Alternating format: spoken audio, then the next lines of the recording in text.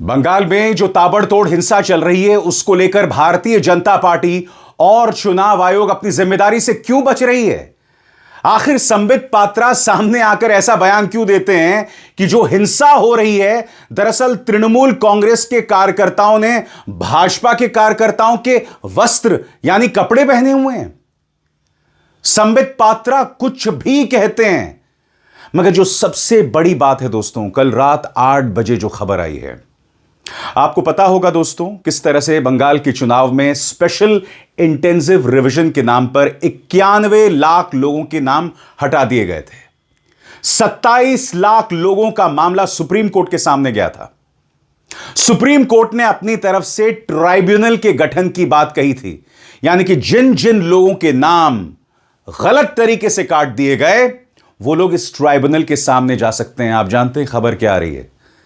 इस ट्राइब्यूनल के एक बड़े जज ने अपने पद से इस्तीफा दे दिया है। कोई इसकी चर्चा नहीं कर रहा दोस्तों, ये अपने आप में बहुत बड़ी खबर है। यानी कि वो आखिरी इंसाफ का मंजर, उस इंसाफ के मंजर में, उस इंसाफ के मंच का जो जज है उसने रहस्यमय कारणों से अपने पद से इस्तीफा दे दिया।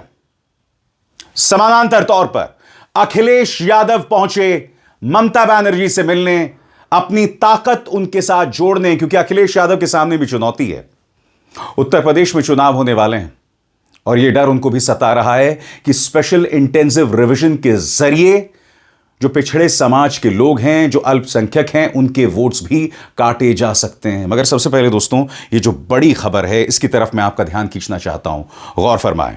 कलकत्ता हाईकोर्ट के पूर्व मुख्य न्यायाधीश टीएस शिवगणनम का एसआईआर ट्राइब्यूनल से इस्तीफा। आयोग के सूत्रों के मुताबिक न्यायमूर्ति शिवगणनम ने अपना पद त्याग के पीछे व्यक्तिगत कारणों का हवाला दिया। ये व्यक्तिगत कारण क्या होते हैं दोस्तों? वो जज जो कि ट्राइब्यूनल का मुखिया है, चेहरा है, जहां पर लोग जाकर इंसाफ की मांग कर रहे हैं, 27 लाख वोटर्स, उनके मामले को सुनने से मना कर दिया था सुप्रीम कोर्ट। मैं आपसे एक सवाल पूछना चाहता हूं दोस्तों, चुनाव आयोग पूरी तरह से भारतीय जनता पार्टी के पक्ष में बैटिंग कर रहा है, यह आरोप विपक्ष लगातार लगाता रहता है। सुप्रीम कोर्ट सुनने को तैयार नहीं है। ट्राइब्यूनल के जज ने अपने पद से इस्तीफा दे दिया। अब मुझे बताइए, आप इंसाफ कहां है? पारदर्शिता कहां है? चुनावी प्रक्रिया में जब तक पारदर्शिता नहीं होगी, चुनावी प्रक्रिया और लोकतंत्र के क्या मायने हैं? और सबसे बड़ी बात, संबित पात्रा अब भी रुलाई कर रहे हैं। संबित पात्रा का ताजा बयान है जिसमें वो कह रहे हैं कि जो बंगाल में हिंसा हो रही है दरअसल हमारे कार्यकर्ता नहीं हैं, जो तृणमूल कांग्रेस के कार्यकर्ता हैं उन्होंने बीजेपी के वस्त्र धारण कर रखे थे। इससे वाहियात, इससे घटिया कोई वजह हो सकती है? अपनी जिम्मेदारी लेना शुरू कीजिए। ताबड़तोड़ हिंसा की खबरें आ रही हैं, एक एक करके मैं आपको दिखाना चाहता हूं दोस्तों। सबसे पहले एक म्यूजियम जहां पर मदर टेरेसा, राजा राम मोहन रॉय, औरबिंदो, रामकृष्ण परमहंस, इन तमाम लोगों की तस्वीरें थीं। भारतीय जनता पार्टी के कार्यकर्ता घुसते हैं, वहां पर वैंडलिज्म करते हैं, उनकी जो तस्वीरें हैं उस पर टीका लगाते हैं, जय श्री राम के नारे लगाते हैं। मुद्दा जय श्री राम के नारे का नहीं है। जय श्री राम का नारा यानी सामने वाले को डराने के लिए, जय श्री राम का नारा यानी भाजपा के मुताबिक किसी को परेशान करने के लिए। और मेरे आराध्य देव राम का अपमान इस तरह से करना बंद कीजिए। मैं आपको दिखाना चाहता हूं क्या हुआ दोस्तों, और यह सब हो रहा है कोलकाता में। बंगाल ने कितनी महान पॉलिटिकल पार्टी को चुन लिया है, देखा जाए क्या हो रहा है दोस्तों। जय श्री राम, जय श्री राम, जय श्री राम, जय श्री राम, हर हर मोदी, हर हर मोदी, जय श्री राम, जय श्री राम, जय श्री राम, जय श्री राम, जय श्री राम, जय श्री राम, जय श्री राम, जय श्री राम, जय श्री राम, जय श्री राम, जय श्री राम, जय श्री राम, जय हो, जय हो, जय हो, जय हो, जय हो, जय हो, हर हर मोदी। जय श्री राम। मैं फिर पूछना चाहता हूं, क्या यह सिलसिला जारी रहेगा? और दूसरी तरफ एसआईआर ट्राइब्यूनल से जज का इस्तीफा, सीधी बात, नो बकवास, आपके स्क्रीन पर। मुद्दा क्या है? बंगाल का चुनाव हो गया है, नतीजे आ गए हैं, लेकिन एसआईआर का मामला ठंडा होता नहीं दिख रहा है। लगता है यह लड़ाई कोर्ट में जारी रहेगी। बंगाल में वोटर लिस्ट से करीब 90 लाख लोगों के नाम कटे, लेकिन तार्किक विसंगति के नाम पर जो 27 लाख नाम काटे गए वो सवालों के घेरे में हैं, और सवालों की जद में चुनाव आयोग से लेकर सुप्रीम कोर्ट है। मुख्य मुद्दा है पारदर्शिता की। कल शुभेंदु अधिकारी के जो पर्सनल असिस्टेंट हैं चंद्रा, उन्हें मौत की घाट उतार दिया गया। सीधी सी बात, भारतीय जनता पार्टी सीबीआई जांच की मांग क्यों नहीं कर रही है? इस मामले की सीबीआई की जांच होनी चाहिए ना। हो सकता है मेरे पास अधूरी जानकारी हो और भाजपा ने सीबीआई जांच की मांग कर दी हो। भाई बड़ा सवाल, रहस्यों के घेरे में हत्याकांड है, अब तक हत्यारे पकड़े नहीं गए हैं। उन्होंने गलत नंबर प्लेट का इस्तेमाल किया। ये तमाम मुद्दे चर्चा के दायरे में हैं। सीधी सी बात, कानून व्यवस्था किसके अंतर्गत है? केंद्र सरकार, क्योंकि चुनाव आयोग कहने को ऑटोनोमस है, मगर आप जानते हैं पूरी तरह से केंद्रीय सुरक्षा बल उनके पास है। 2.5 लाख फोर्सेस। क्या फायदा है जब शुभेंदु अधिकारी के जो असिस्टेंट हैं उन्हें मौत के घाट उतार दिया जाता है, वो भी रहस्यमय तरीके से। मैंने अपने मंच पर सवाल उठाया, यह साजिश है या राजनीतिक हत्या? अगर तृणमूल कांग्रेस है तो कौन है तृणमूल कांग्रेस में जिसने चंद्रा की हत्या की? और अगर नहीं है तो इसके पीछे साजिश क्या है? ये तमाम मुद्दे हैं जिनका जवाब दिए जाने की जरूरत है। दूसरी तरफ तृणमूल कांग्रेस की सांसद जब प्लेन में ट्रैवल करती हैं तो वहां पर कुछ लोग जय श्री राम के नारे लगाते हैं और उन्हें गालियां देते हैं। कहीं भारतीय जनता पार्टी तो नहीं भेज रखे थे अपने कार्यकर्ता? देखिए वो मंजर क्या था।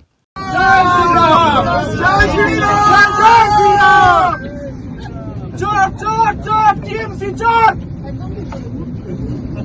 পিসি চোর, ভাইপো চোর, তৃণমূলের সব চোর, চোর চোর, তৃণমূলের সব চোর। জয় শ্রীরাম, জয় শ্রীরাম, জয় শ্রীরাম। পিসি চোর, ভাইপো চোর, তৃণমূলের সব চোর।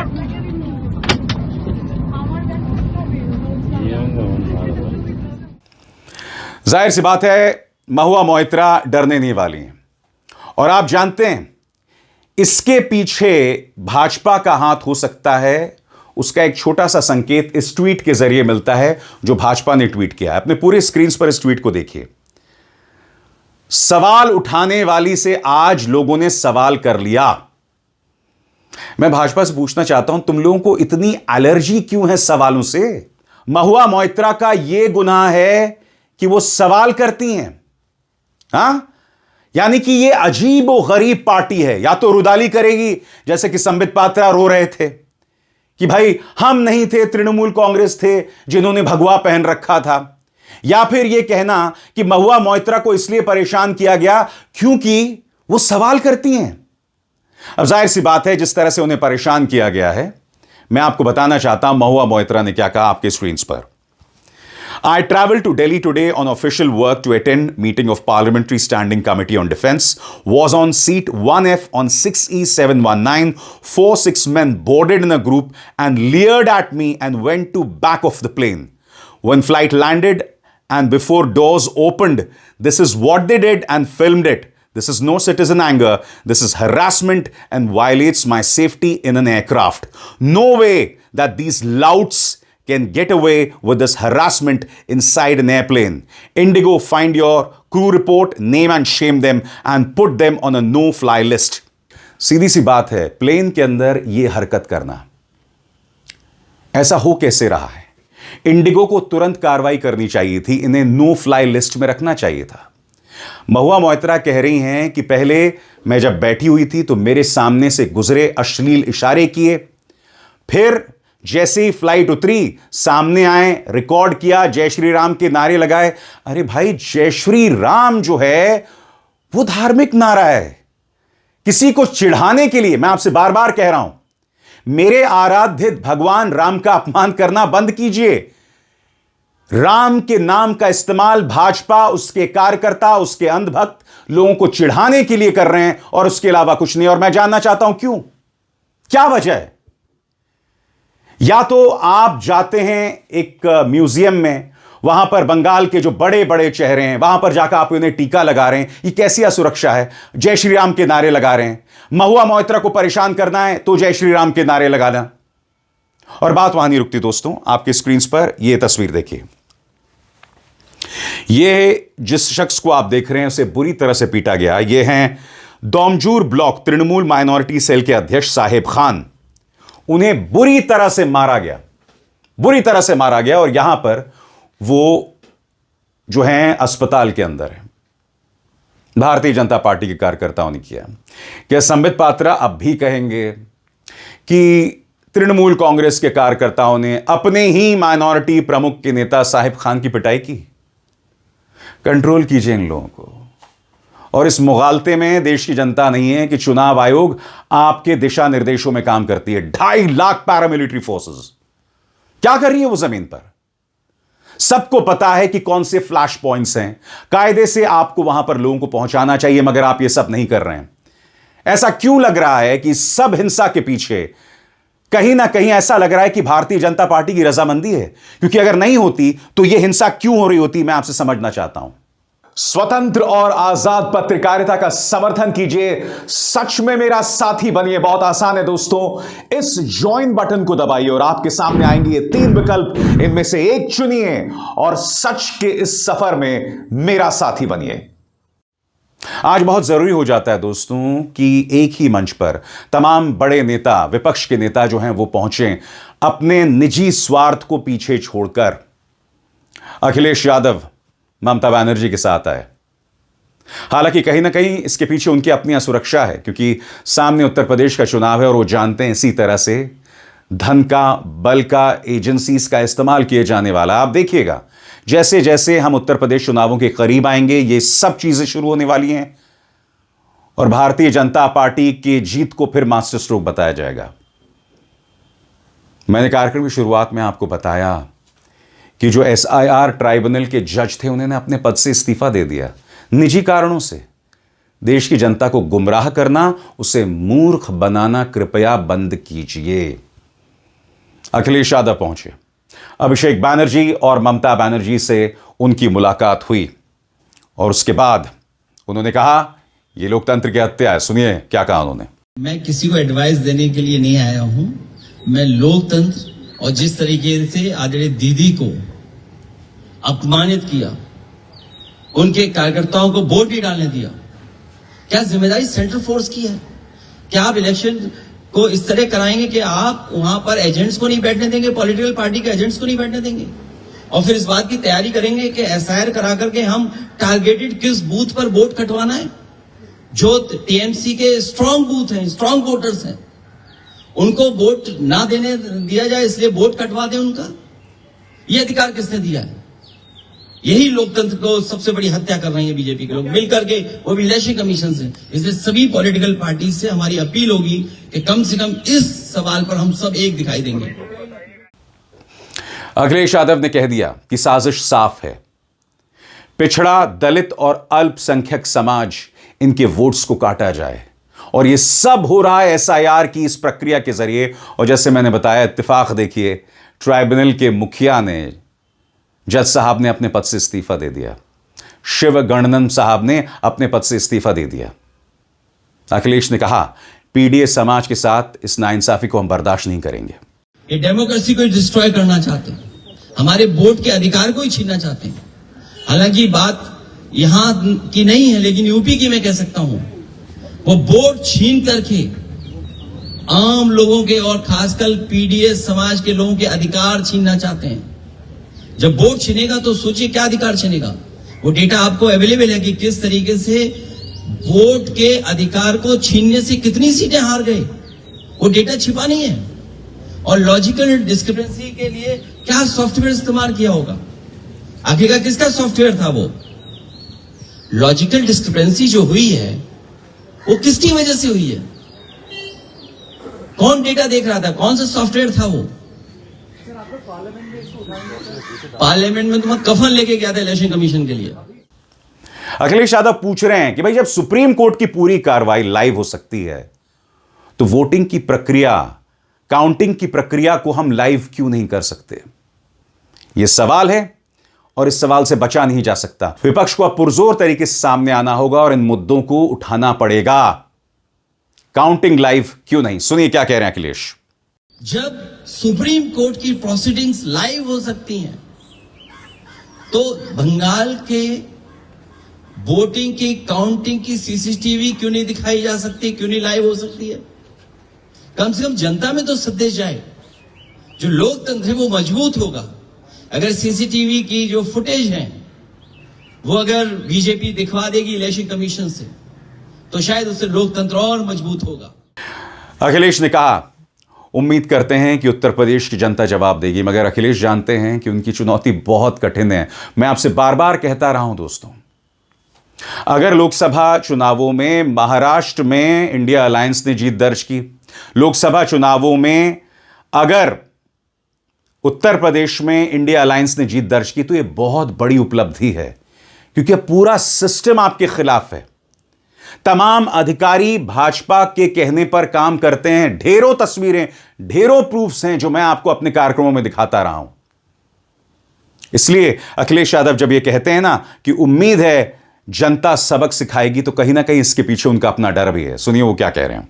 मुझे उम्मीद है कि देश की जनता इसके बाद जाग जाएगी। जो बंगाल में हुआ है, जो बंगाल को सेंट्रल फोर्स से, क्या आप कल्पना कर सकते हैं कि 3 लाख सेंट्रल फोर्स भेजी गई और चिन्हित करके अधिकारियों को पोस्ट किया गया? सुनने में तो यह भी आया कि अधिकारियों को लालच दिया गया है कि चुनाव जिता दो तो हम आपको अच्छा पद देंगे, और आप यकीन करना, देख लेना, आप जो यहां से चुनाव करा करके जा रहे हैं अधिकारी बड़े, कुछ न कुछ लाभ का पद पाएंगे। हम लोगों को उम्मीद है कि हम लोगों को जनता के बीच में जाकर के जगाना पड़ेगा उनको।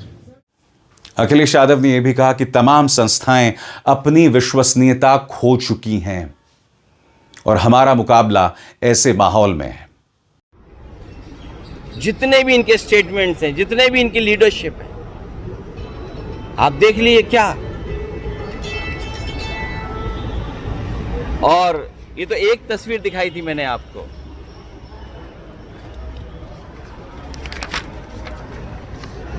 दूसरी तस्वीर भी आपको याद होगा, दूसरी तस्वीर भी आपको। ये मल्टी लेयर इलेक्शन माफिया की तरह काम हुआ है, जिसमें जितनी भी संस्थाएं थीं, जिनका काम यह है कि निष्पक्ष चुनाव हो, उन तमाम संस्थाओं ने अपना क्रेडिबिलिटी खो दी। क्योंकि जिन संस्थाओं का मकसद था निष्पक्ष होकर चुनाव कराना, उनके तेवर हमने देखे। मैं आपसे पूछना चाहता हूं, नितिन नबीन याद है आपको, सीआरपीएफ की गाड़ी में बैठकर चुनाव प्रचार कर रहे थे। इंदिरा गांधी को डिबार कर दिया गया था। प्रधानमंत्री नरेंद्र मोदी रात को 8:30 बजे आकर राष्ट्र के नाम संबोधन करते हैं और उस मंच से वो विपक्ष की आलोचना करते हैं, यानी कि एक बार फिर सरकारी तंत्र यानी दूरदर्शन का दुरुपयोग। क्या राहुल गांधी को वो आजादी दी गई? क्या ममता बनर्जी को वो आजादी दी गई कि वो दूरदर्शन से ये सब कर सकें? वोटिंग चल रही है, प्रधानमंत्री पहुंच जाते हैं बनारस, हाथ में डमरू लेकर हिलाने लगते हैं उसे। यह सब हो रहा है, सब दिख रहा है कि पूरी प्रक्रिया एक तरफ झुकी हुई है, और इसी बात का जिक्र अखिलेश यादव कर रहे थे। यह कितनी बड़ी त्रासदी है अपने आप में।